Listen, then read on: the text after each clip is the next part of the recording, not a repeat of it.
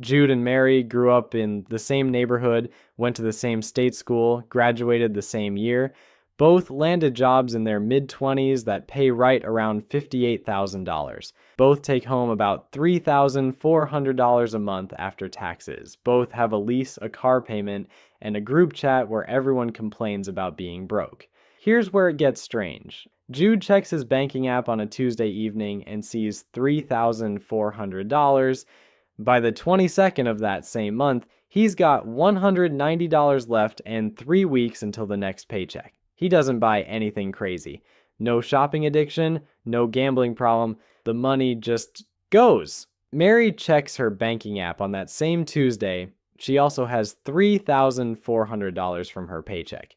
But sitting in a separate account, she's got $1,240 that came in this month from things she set up and largely forgot about. A parking spot, a storage unit, a dividend deposit, a couple of other boring, unsexy systems that run whether she's paying attention or not. Same salary, same city, same age, completely different financial life. This isn't a video about working harder. It's about what happens when you stop letting your only income stream be the one that requires you to show up. My name is Nick, and I've spent way too much time figuring out why some people stay stuck at the same bank balance month after month, while others, with no more talent, no more income, and no more time, slowly build a completely different life underneath their regular one. If you've ever felt like your paycheck evaporates before you've done anything interesting with it, subscribe and hit the like button, because today we're going through 15 of the most boring, low-effort income tasks that can quietly make you more than your job. Let's get into it. The moment you earn $1 from a job, the government takes the biggest possible bite: federal income tax, state income tax, and a 7.65% payroll tax on top. If you're earning $58,000, you're keeping somewhere between $42,000 and $46,000. The rest went to taxes on your labor. Here's what makes this infuriating.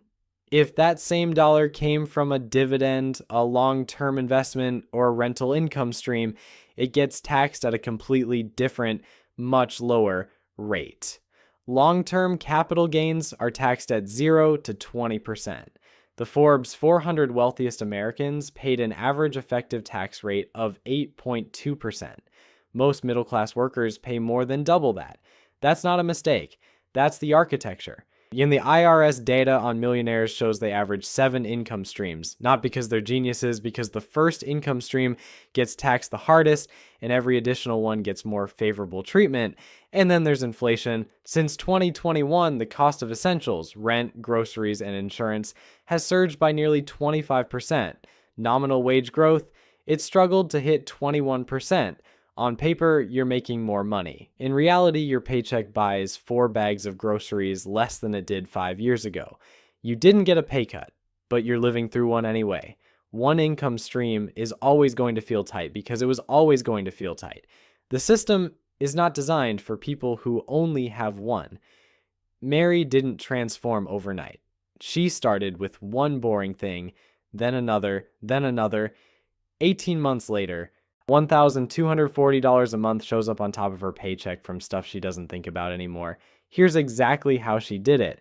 Number 1, rent out your parking spot. If you live within a mile of anything people drive to, a hospital, a university, an airport, a stadium, you're sitting on an asset you're currently giving away for free. An unused driveway, a second garage spot, an assigned building space. Any of these can be listed on Spot Hero, Spacer, or Neighbor in 10 minutes. A spot near a hospital, $150 to $220 a month from one nurse who refuses to pay $18 a day to the hospital garage. Near a stadium with 3 events a week. Some Austin homeowners pull $360 a month just from game and concert nights. One Boston host with 4 spots near a hospital cluster earns over $1,000 a month from concrete. That's what he contributes. Concrete. Monthly renters are the sweet spot. You list it once, they pay automatically. Your time commitment is approximately 0. You did nothing. You went to work. You watched 3 episodes of something, and your driveway sent you $220. Mary started here. 1 parking spot near her office, $195 a month. She used it to fund entry number 2. Number 2, rent out your storage space. Americans own more stuff than they have space for, which is why the self-storage industry generates over $40 billion a year. Those facilities charge $150 to $250 a month for a basic unit. Neighbor.com undercuts that by connecting people who have unused garage, basement, or attic space with people who desperately need to store things. Average listing earns around $160 a month. A full 2-car garage brings $200 to $400. Average rental duration is 14 months. Recurring revenue, not a one-time thing. Neighbor reports hosts average $294 per hour of actual work, which makes sense once you realize you're spending maybe 30 minutes a month doing anything, and $160 shows up automatically. Startup cost, 0. Free to list. The real answer to why more people don't do this isn't ignorance, it's inertia. Everyone knows this exists. Nobody spends the 15 minutes to set it up. That's the gap that separates Jude and Mary. Number 3, vending machines. I know what this sounds like. Bear with me. You buy a snack or drink machine, negotiate placement in a high-traffic location, a factory break room, a gym, an apartment lobby, restock it once or twice a week, and collect the margin between wholesale and retail. Average net profit per machine, $300 to $600 a month at a solid location. A 10-machine operation produces $500 to $1,200 a month. Startup, $2,000 to $8,000 all in for a first machine. Location is 80% of the outcome. Finding good placements means cold calling businesses and asking if you can put a snack machine in their break room. This involves talking to building managers who did not ask to be called. The machines are passive, finding the locations is not. It's somehow less embarrassing than it sounds and more awkward than you'd hope, but once you have 2 or 3 good spots, those machines run without you. Profit from machine 1 buys machine 2. Profit from 2 buys 3. Number 4, ATM ownership. You can own the ATM, not just use it, own it. You buy a machine, negotiate placement in a cash-heavy business, a bar, a cannabis dispensary, a nightclub, and collect a $2.50 to $3.50 surcharge every time someone withdraws. At 300 transactions a month and a $3 surcharge, $900 gross. Net profit per machine, $200 to $700 monthly. Time, 1 to 2 hours a week. Startup, $4,000 to $15,000 total, which includes the vault cash, the money you physically load into the machine. And here's the part nobody says out loud. Your capital is literally sitting inside a metal box in someone else's bar. That $10,000 is not in your account. It's in the machine. Vet the location like you're signing a lease because economically you kind of are. The current sweet spot, cannabis dispensaries, legally cash only in most states. High foot traffic, limited vendor options. That's your leverage. Number 5, self-service car wash. KKR, one of the largest private equity firms on earth, invested $850 million in Quick Quack Car Wash. Not because car washes are exciting, because they're boring and they reliably work. The subscription model is what makes this interesting. Customers pay $25 to $40 a month for unlimited washes, recurring revenue, monthly, from people who need clean cars whether the economy is good or not. Self-service locations generate $50,000 to $100,000 in annual revenue at 14.6% net margins. Buying an existing location starts around $50,000. Honest note, absentee ownership is a term the industry loves, and Car Wash Advisory calls plainly misleading. Pumps, motors, and compressors break on schedules they set for themselves, and equipment does not care that it's Saturday. But compared to running a restaurant with 15 employees who have opinions, this is as close to a machine that prints money as you can legally own. 5 down, 10 to go. Everything so far requires space you own or equipment you buy. The next 5 require neither, just money, and the discipline to leave it alone after you deploy it. These are the income streams the wealthiest people in the country use to pay lower effective tax rates than their assistants. Most are available to anyone with a brokerage account. Number 6, high-yield savings accounts. If you're keeping money at the bank your parents recommended, you're probably earning 0.39% APY. That's the national average for traditional savings accounts. High-yield online accounts currently pay significantly more than the national average, often 10 to 12 times more for the identical act of having savings. $10,000 at a traditional bank might earn you enough for a cheap lunch after a year. In a high-yield account, that same $10,000 could earn enough to cover a utility bill or your internet every month automatically for doing nothing differently except where you keep it.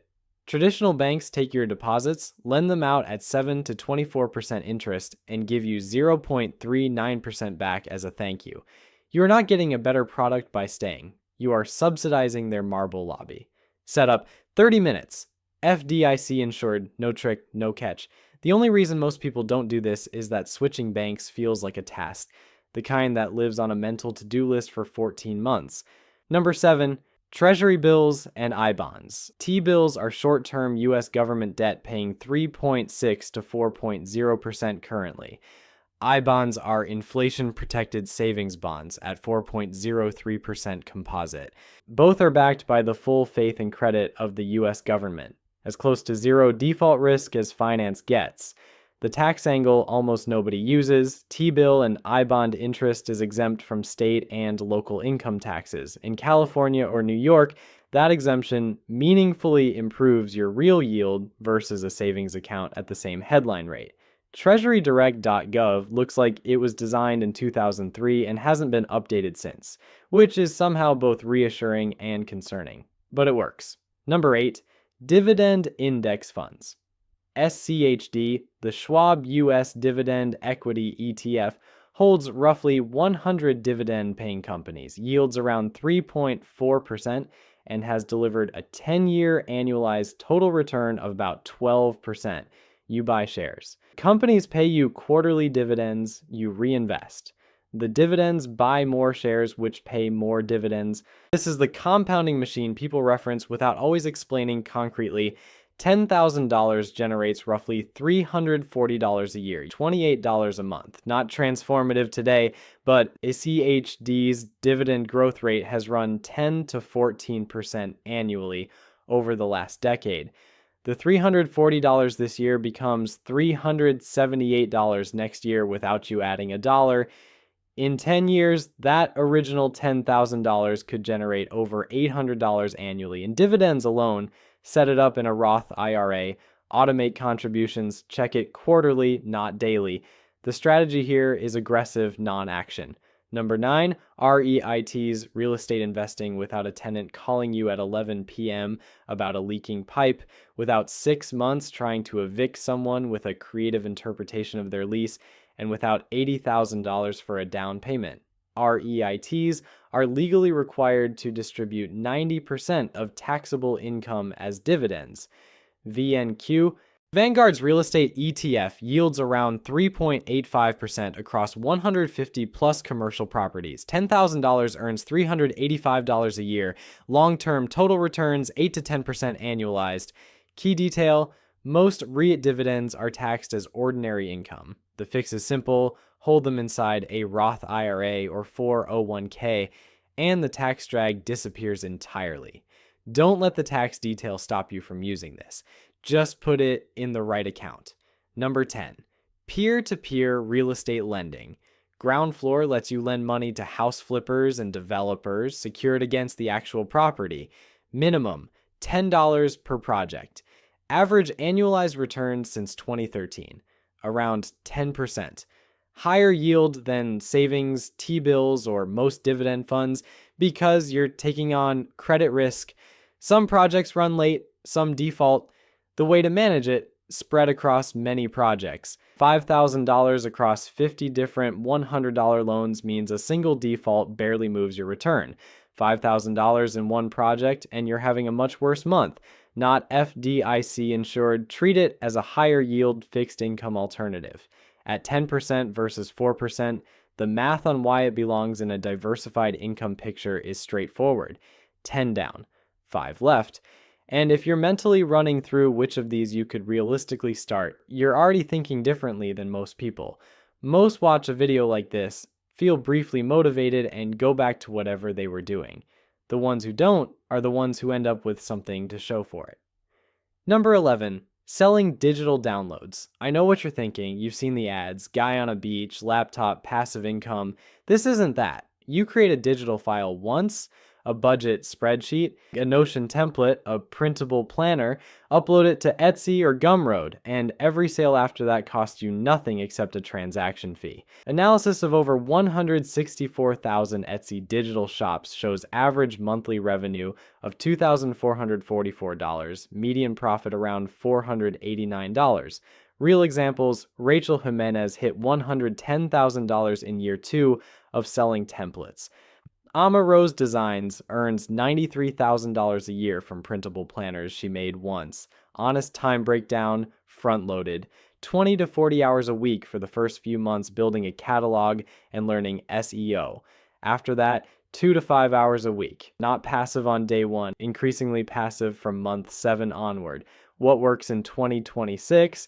Financial templates, home organization printables, educational worksheets for specific audiences. What's oversaturated? Generic budget trackers. Niche is not a limitation. It's the strategy. Number 12, print on demand. You upload designs to merch by Amazon, Redbubble, or TeePublic. A customer orders a shirt. The platform prints it, ships it, handles the customer who's upset about a medium that fits like a large. You collect a royalty and never touch anything physical. Rule of thumb, roughly $1 per active design per month across platforms. 100 designs, $300 a month. 500 designs from someone who's been at it 2 years, $3,000 to $5,000 a month. The honest number, only 15 to 25% of designs generate any sales. This is a research skill, not a design skill. You're finding niches with demand and low competition, then designing into that gap. Don't start this for quick money. Start it for the back catalog that pays you 3 years from now. Number 13, licensing stock photos and videos upload to Adobe Stock, Shutterstock, or Pond5. Businesses license them.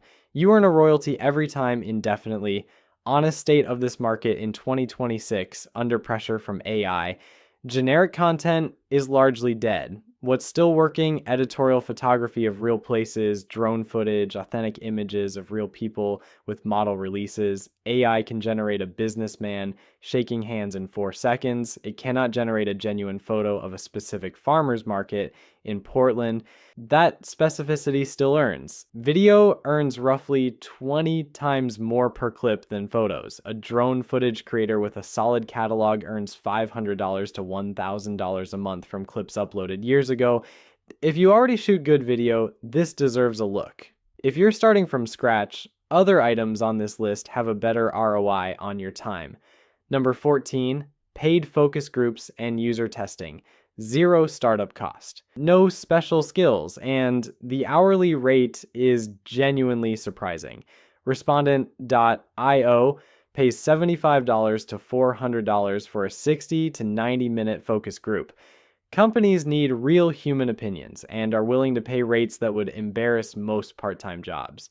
Usertesting.com pays $10 for a 20-minute screen test. Prolific averages $12.50 an hour for answering research questions that are honestly often kind of interesting. This doesn't compound. No back catalog, no residual. You're trading hours for money at a good rate, but it's $150 to $900 a month with 0 barrier to entry. Some months, Mary does 3 focus groups. That's $600 for 6 hours of having opinions, which she was going to have anyway. Sign up across every platform simultaneously. Respondent, user interviews, Prolific, Dscout, user testing. The people earning real money here aren't smarter. They're just faster to click accept. Number 15, owning a laundromat. Machines wash clothes. Customers pay the machines. You own the machines. That business model has worked without interruption since the 1950s. The laundromat industry has a 94.8% 5-year survival rate. Restaurants sit around 60%. It survives because laundry never goes away. 90% customer repeat rate 87% of customers live within 1 mile, and the number of locations is declining as older owners retire, meaning less competition for the ones who remain. Annual net profit for an active owner, $40,000 to $100,000. Dave Menz, known as the Laundromat Millionaire, which is an excellent title, earns around $2 million annually across 4 locations. ROI averages 20 to 28% per year. SBA loans often require as little as 10% down, which means acquiring a laundromat generating $80,000 a year could cost $32,000 out of pocket. Honest caveat, fewer than 5% run fully without owner involvement. Machines break on schedules they set for themselves, and they do not care that it's Saturday morning. Verify revenue against utility bills, not tax returns. Some sellers are optimistic, others are creative.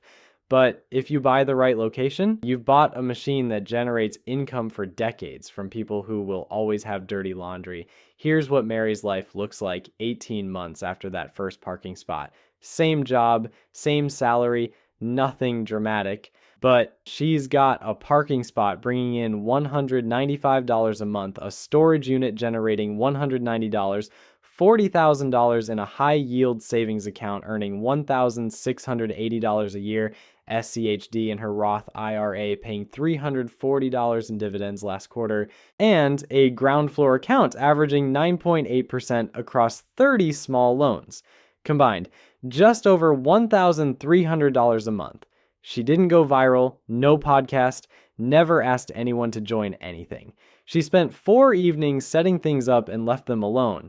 Jude still has $190 on the 22nd, not because he's worse with money, because he never built the systems.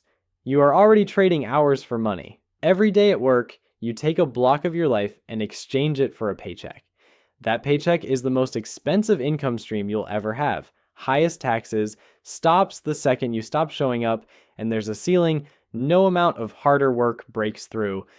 These 15 things are all in different ways a second trade.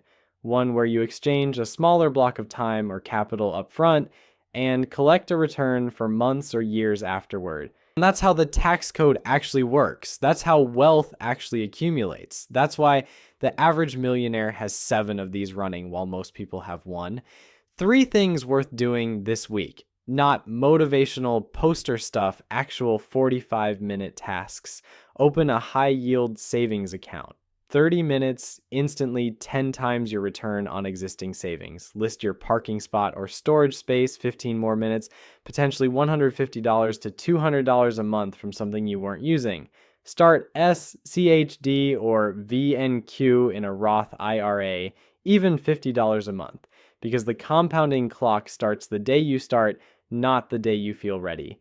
The boring tasks won't make you interesting at dinner. Nobody's following up when you mention your storage rental covered groceries this month.